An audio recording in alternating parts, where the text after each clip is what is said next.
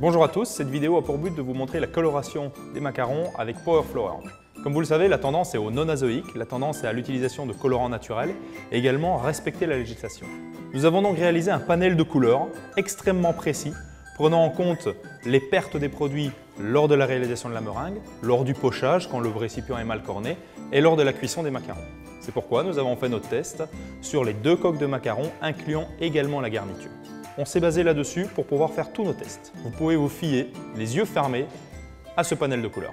Et maintenant, nous allons commencer avec la première étape qui est la réalisation de la meringue italienne.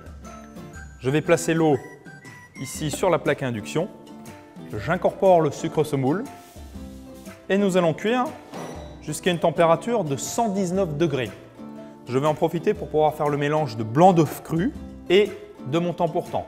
Alors un temps pour temps, c'est autant de poudre d'amande que de sucre glace préalablement tamisé.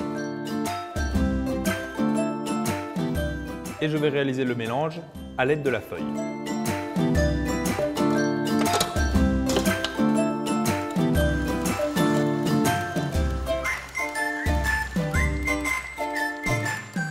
Lorsque mon mélange est homogène, je vais corner mon récipient et réserver ceci pour la dernière étape qui sera la coloration. Voilà.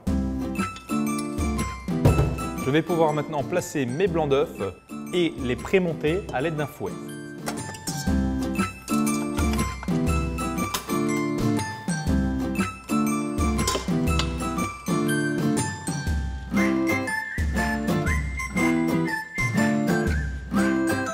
Voilà, mon sucre est cuit à 119 degrés.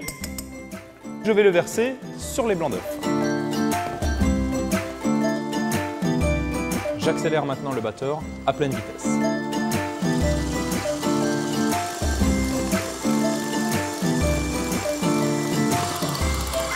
Voilà, la meringue est à 50 degrés, elle est montée. Je vais pouvoir arrêter mon batteur et procéder à la coloration pour pouvoir réaliser une couleur pistache. Je le place dans le récipient et je vais déposer ceci environ 1 minute au micro-ondes.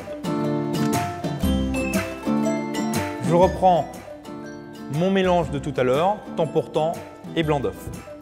Le gros avantage avec Power Flower, c'est que vous avez une coloration qui est régulière. Tous les jours, toute l'année, tout le temps la même coloration.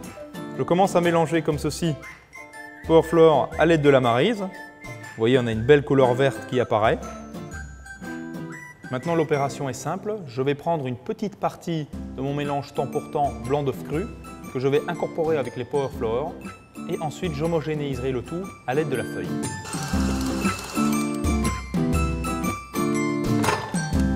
Voilà, la totalité de la masse est colorée. Je vais pouvoir maintenant incorporer la meringue et continuer mon mélange, toujours à l'aide de la feuille. Avant que la texture ne soit parfaite pour le pochage, je vais arrêter le mélange, corner convenablement ma cuve et remélanger un petit peu. Et ici, on homogénéise parfaitement la couleur et la masse. On a donc la texture idéale pour le pochage et une couleur parfaitement homogène.